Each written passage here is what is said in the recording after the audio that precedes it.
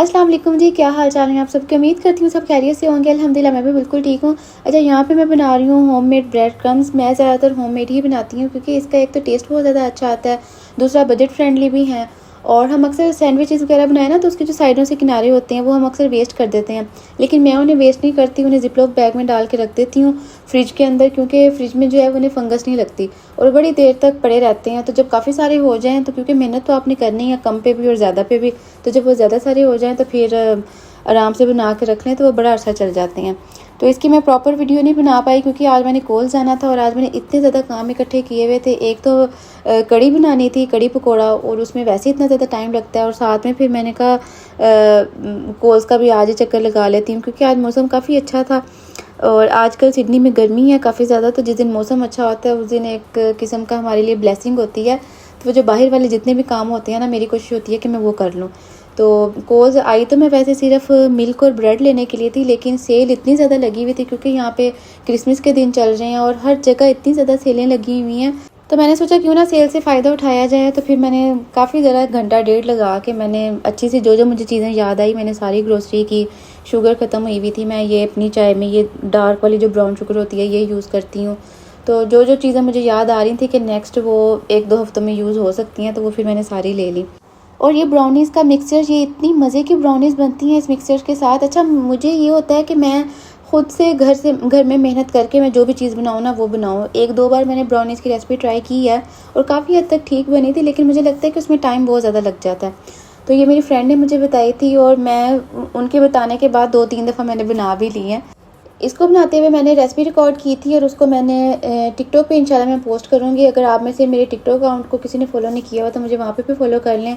वहाँ पे मैं मिनी व्लॉग्स डालती रहती हूँ, ऐसी छोटी-छोटी रेसिपीज़ डालती रहती हूँ। हो सकता है कि आपको कोई उससे हेल्प मिल जाए। अच्छा, मुझे ऐसे लगता है कि इंसान पूरी ज़िंदगी सीखता ही रहता है। आप अपनी ज़िंदगी के किसी भी एज में जाके आप ये नहीं कह सकते हाँ, अब मैं बिल्कुल परफेक्ट हूँ और अब मुझे सारा कुछ आता है। तो बस आप अपनी लाइफ में जितने ज़्यादा लोगों से मिलते हैं उतना ही ज़्यादा आपको सीखने को मिलता है, और ये बहुत अच्छी बात है। हर इंसान आपके साथ अपना एक्सपीरियंस शेयर करता है। मुझे ऑस्ट्रेलिया आए हुए 3 साल हो गए हैं और इन 3 सालों में मैंने इतना कुछ सीखा है क्योंकि मैं काफ़ी लोगों से मिली हूँ जिन्हें मैं नहीं जानती थी, चाहे वो मैं अपने हस्बैंड के रेफरेंस से मिली हूँ या फिर मैं वैसे ही मेरी फ्रेंड्स हों। तो मैंने सबसे इतना ज़्यादा कुछ सीखा है।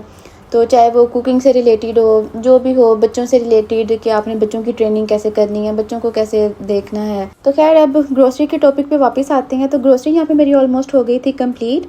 तो जैसे कि मैंने आपको बताया है कि यहाँ पे क्रिसमस के दिन चल रहे हैं और हर तरफ जो है उसी की तैयारियाँ ज़ोरों शोर से जा रही हैं। किसी भी मॉल में एंटर हो जाओ तो वहाँ पे सारा कुछ रेड रेड नज़र आ रहा होता है। वो उन्होंने बलून्स भी रेड लगाए हुए हैं और सारी जो है वो डेकोरेशंस की हुई हैं। तो वही मैं देख के सोच रही थी कि मैंने कहा जैसे हम मुस्लिम्स, हमारे जैसे ईद आती है, हम उसके लिए कितने ज़्यादा एक्साइटेड होते हैं, हर तरफ ईद की तैयारियाँ शैरियाँ चल रही होती है। तो मैंने कहा ये गोरे भी ऐसे ही एक्साइटेड होंगे क्योंकि इनके लिए भी ये ईद ही होती है।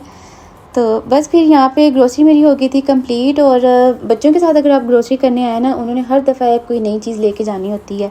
तो बस यहाँ पे मैंने जल्दी से फिर बिल करवाया और जैसे ही हम बाहर निकले तो यहाँ पे बारिश हो रही थी। अच्छा, जब गर्मियों में बारिश हो ना उसकी एक बात ही अलग होती है, क्योंकि मुझे सर्दियाँ इतनी ज़्यादा नहीं पसंद, मुझे हर टाइम फ्लू ही हुआ रहता है। तो मुझे गर्मियाँ पसंद है और गर्मियों में ख़ासकर जब ये बारिश वाला मौसम हो तो मुझे बहुत ज़्यादा अच्छा लगता है। तो शुक्र है यहाँ पे हल्की हल्की बारिश हो रही थी और साथ में ठंडी ठंडी हवा चल रही थी। जितनी देर में मैं घर पहुँची उतनी देर तक इतनी ज़्यादा तेज़ बारिश हो चुकी थी। तो बस शुक्र है खैरियत से पहुँच के घर। तो बस फिर मैंने आके जल्दी से कड़ी पकौड़ा बनाना था जो उसको बनने के लिए रखा, क्योंकि उसमें काफ़ी ज़्यादा देर लगती है। कड़ी बनाने के लिए उसका मेन ये मसाला रेडी करना होता है। इस पे थोड़ा सा टाइम लगता है कि अगर ये अच्छी तरह से बन गया है ना, तो बस फिर पूरी कड़ी समझो जो है वो बहुत मज़े की बनेगी। तो मसाले की अच्छी तरह से भुनाई करके उसके अंदर मैंने इतना ज़्यादा पानी डाल के तो उसको मैंने हल्की आंच पे रख दिया था पकने के लिए। ये मेरी अम्मी की रेसिपी है और मेरी अम्मी इतनी ज़्यादा मज़े की कड़ी बनाती हैं, मैंने भी उन्हीं से ही सीखी है और मैं भी हमेशा इसी तरह से ही बनाती हूँ, बहुत ज़्यादा मज़े की बनती है। अगर आपको इसकी रेसिपी चाहिए होगी तो मैंने ऑलरेडी अपने चैनल पर डाली हुई है, आप वहाँ से देख लीजिएगा। अच्छा, हर इंसान का अपना कुकिंग करने का जो मेथड है ना वो अलग होता है। बेशक आप किसी की रेसिपी भी फॉलो करके बना रहे हैं ना, तो एग्जैक्ट आपकी उस तरह की वो चीज़ नहीं बनेगी, क्योंकि आप उसको बनाते हुए कोई ना कोई अपना एक टच आप ज़रूर दे देंगे, कोई ना कोई हल्की सी चेंजिंग आप कर देंगे। तो उसी को ही हम कहते हैं कि इंसान का अपना एक हाथ का टेस्ट होता है। मैं अब अगर किसी के हाथ की कोई भी अच्छी सी कोई चीज़ बनी हुई खाऊं तो मैं बेशक उनसे रेसिपी पूछ के बना भी लूँ ना, मुझसे एग्जैक्ट वैसे ही नहीं बनती। तो मतलब 80-90% तक मैं बना लेती हूँ, लेकिन 100% तक नहीं बनती। तो मेरे ख्याल में शायद पता नहीं ये मेरे साथ ऐसा होता है या सबके साथ ही ऐसा होता है। तो बस यहाँ पे ये देखिए कड़ी को मैंने तड़का लगाया और ये इतनी ज़्यादा मज़े की कड़ी बनी थी। तो ज़ाहिर है जब मेहनत होती है तो वो फिर मेहनत का फल तो अल्लाह ताला देता ही है, वो चीज़ तो अच्छी बनती है। जब आप इतने दिल से बनाए, मेहनत से बनाए, तो फिर ये कैसे हो सकता है कि वो अच्छी ना बने। तो यहाँ पे खाने का टाइम हो गया था, मैंने जल्दी से खाना लगाया, खाना खाया अल्हम्दुलिल्लाह। उसके बाद किचन सारा मैंने क्लीन किया। मेरी कोशिश होती है कि रात को ही किचन क्लीन करके सोऊं, क्योंकि सुबह के टाइम और इतने ज़्यादा काम होते हैं, तो फिर किचन क्लीन ना हो तो फिर नाश्ते में बहुत ज़्यादा टाइम लग जाता है। तो बस यहाँ पे किचन हो गया सारा क्लीन। यहाँ पे ये मैंने मैट ऑर्डर किए थे अमेज़न से, बहुत ही ज़्यादा ये देखने में भी प्यारे लग रहे हैं, और दूसरा इसका प्लस पॉइंट ये है कि इसके ऊपर खड़े होकर काम करें तो पाँव इतने ज़्यादा नहीं थकते।